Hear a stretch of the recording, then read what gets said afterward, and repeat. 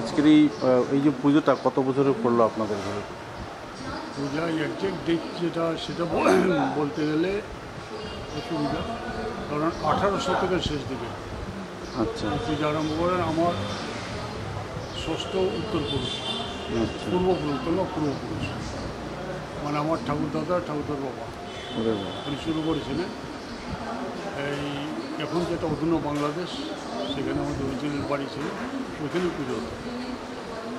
ওই পুজোতে প্রতি বছর আমরা যেতাম বাড়িতে।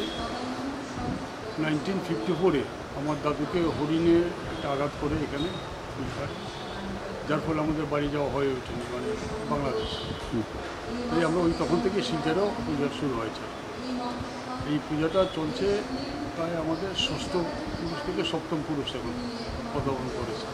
এই সপ্তম পুরুষ পর্যন্ত আমরা চালিয়ে যাচ্ছি এই পূজাটা। কী কী অনুষ্ঠান রাখছেন আপনারা? আমাদের পূজাটার সূত্রপাত হয় দোলের দিন, দোল পূর্ণিমার দিন যে কাঠামোর ওপর মূর্তিটা তৈরি হয়, সেই কাঠামোটা এখানে এনে কাঠামোটাকে পুজো করা হয়। পুজো করে কাঠামোটা তারপর কুমোরের বাড়িতে দেওয়া হয়, যারা মূর্তিটা তৈরি করছেন। সেই কাঠামোর সঙ্গে যে ঘর পাইয়ে যে মাঠ মৃন্ময়ী মূর্তি তৈরি করা হয়, সেই মূর্তিটা তৈরি করার পর সব এখানে পুজো করে ওইটা পাঠিয়ে দেওয়া হয়। ওই কাঠামোর পর ওই মাটি এবং দিয়ে প্রলেপ দিয়ে মূর্তি তৈরি করে এখানে এনে হয়।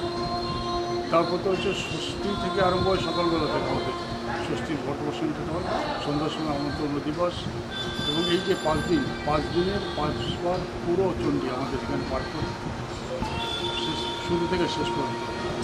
দুপুরবেলা আমার অন্নভোগ হয় এখানে, সন্ধ্যার সময় জলপানি হয়, রাত্রেবেলা আরতি, গান বাজনা হয়।